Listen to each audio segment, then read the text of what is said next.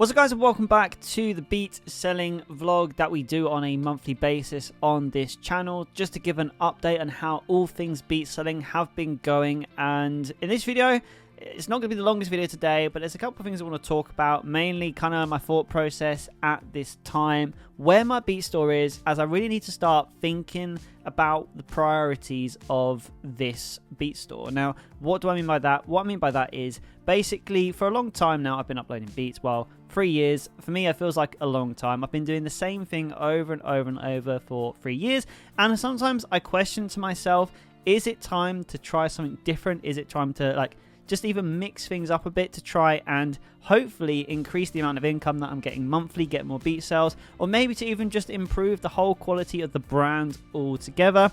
And I've been brainstorming this, and towards the end of this video I'm going to be discussing what I've been thinking about. But firstly, we're just going to do the rundown for the earnings this month, because I'm sure there's a lot of people who probably watch these videos curious to know how much I am earning as a beat maker. So obviously, before I show you the analytics, we've kind of been on this trajectory where March was going to be a hard one to beat last year, because I'm always doing the comparison year by year to month. So I always compare to January last year to January this year, February to this year to last year, and trying to always better last month. March was always going to be tricky because I had that infamous $1,800 beat sale last year in March, so wasn't really looking to beat March, but I was hopefully trying to put in a good return. Now, what did I do to try and make that happen? Well, I did more emails this month. I was uploading a lot more email content, doing my weekly beat uploads, and also starting to do a genre spotlight email, just trying to mix it up a bit. Didn't really notice much difference, but there definitely was results. So let's break it down. Firstly, we're going to start on BeatStars. So BeatStars this month, I made $1,268, and that was from a gross of $2,543 with over $1,000 worth of discounts.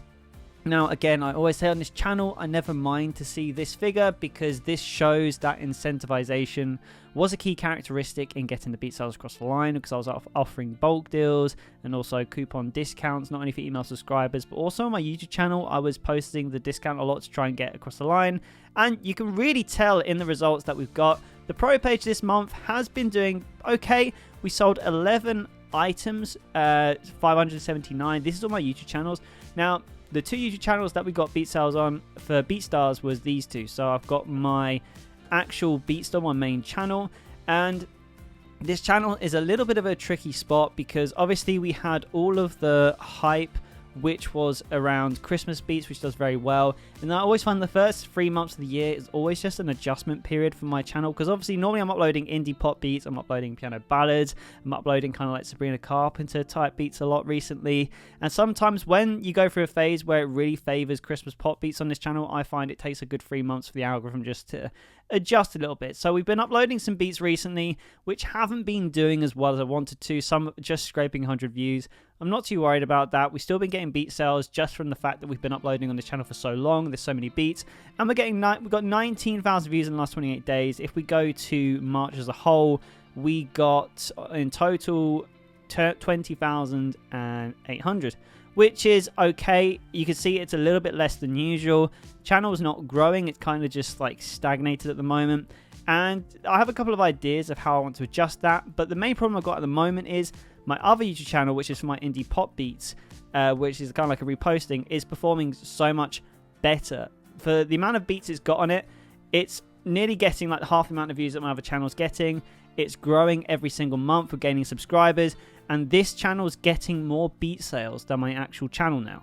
And it leaves me in that dilemma where I always tell you guys that you need to really do what works for you. So if I'm having to listen to my own advice, clearly going forward, I need to start uploading more beats in this niche, really starting to hone in on it, because this is something that's working for me, so I need to stick at it. So I'm going to be uploading a lot of indie pop beats. Now, this isn't me telling you that you should be uploading indie pop beats. This is me telling you, listen to your data and what's working. What's working for me is indie pop beats, so I need to do that. So try and look at what's selling the most for you, what's getting the most free downloads, and acting on that, because that will get you more sales. And if we just look at the analytics quickly as well, because I never really do this on the beat selling vlogs anymore, because this only really relies on marketplace sales. So if we just look quickly at the marketplace sales, we've actually done pretty well for marketplace sales this month. We've got $537. and a lot of ballads sold this month, as well as a lot of synth pop beats, which is something I stopped making, so that's given me something to think about. But with the analytics, it's been one of them kind of months where everything's been feeling like it's good, but I don't really know what to take from this, because I've had a lot of tracks getting just loads of one plays, and I did a video literally the other day talking about how to get your first $10,000 of BeatStars Marketplace sales, and it got me thinking about Veloco a lot, because I recently discussed that, and in these vlogs I haven't been talking about Veloco. But if you're someone who wants to grow an email marketing list, you definitely need to be getting your tracks on Veloco for a free download, because every single time someone records over one of your beats, you get to capture their email address. So Veloco has given me the opportunity to really start growing my email marketing list. Unfortunately, the behavior a lot of the time I find with Veloco users is they're not interested in actually purchasing the beat, because they just want to use whatever, either free version or whatever they're paying for Veloco, because that's already enough for them. So even though I'm getting a lot more email addresses from my email marketing list, be wary that the Veloco emails that you're capturing isn't necessarily going to be the right audience all the time. That's the thing that I have realized. But still, when it comes to growing a marketing list, at least it's people that I can target going forward, and hopefully eventually persuade them to be a customer. Now that is a good segue into the email marketing list. Obviously, I was uploading more sort of like emails last month, trying to get more sales across the line, and it did work. We got a 16% increase in total sales on my BeatStore that I use for email marketing. We've had some pretty extreme abandoned cart rate, and 76 is a really high abandoned rate, abnormally high.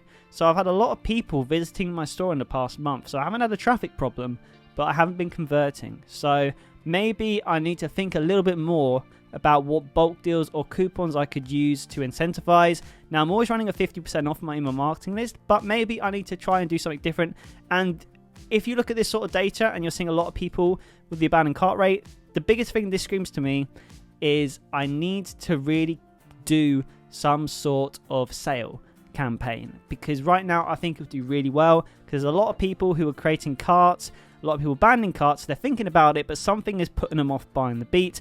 I mean, there's a lot of stuff going on economically at the moment. I mean, my shares and stocks today alone have gone down 20%, so money's a little bit of a touchy subject for a lot of people at the moment. So maybe this is the right time for me to do a sales campaign, lower the prices a bit, and I might start to see more conversions. Now, this leads on to the next point, which is the sample packs. Now, we've made $38 worth of sample pack sales last month, and this is now that I've got the link to my sample pack store, also in my marketing list, and also on my YouTube channel. But the thing about this is I haven't made any new content, haven't made any new packs, so because I'm always targeting the same audience, this really isn't going to work out long term. It costs about $30 a month to sustain the website, so I only turned over $8 profit last month.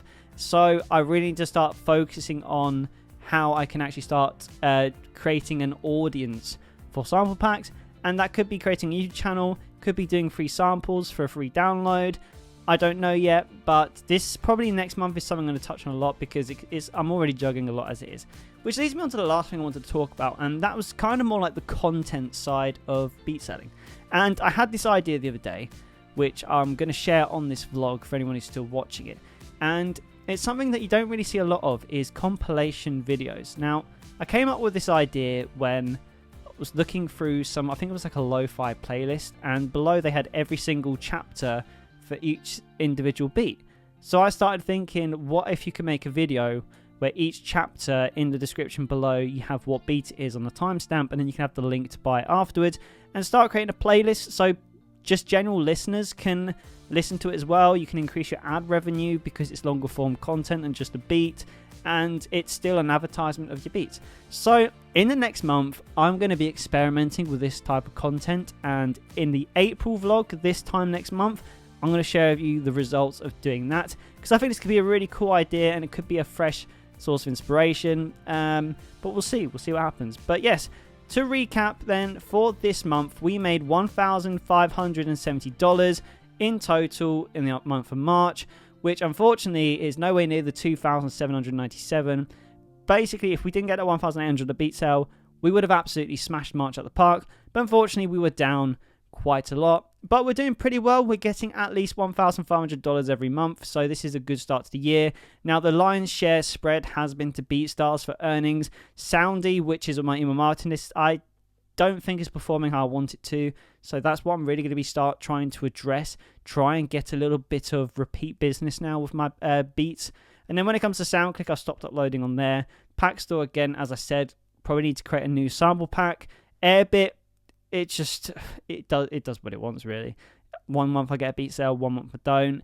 Nothing I can really do about it. We just see what happens, but I still upload onto there anyway. And lastly, the custom offers, we've got one of them as well, so we had our first customer of the year. But yeah, guys, that is the beat selling vlog for this month. If you enjoyed it, make sure you smash the subscribe button. If you don't want to miss the one in April, there's a lot more content coming your way very soon on this channel, so make sure you stick around to that. But in the meantime, guys, keep making music, and I'll see you in the next video.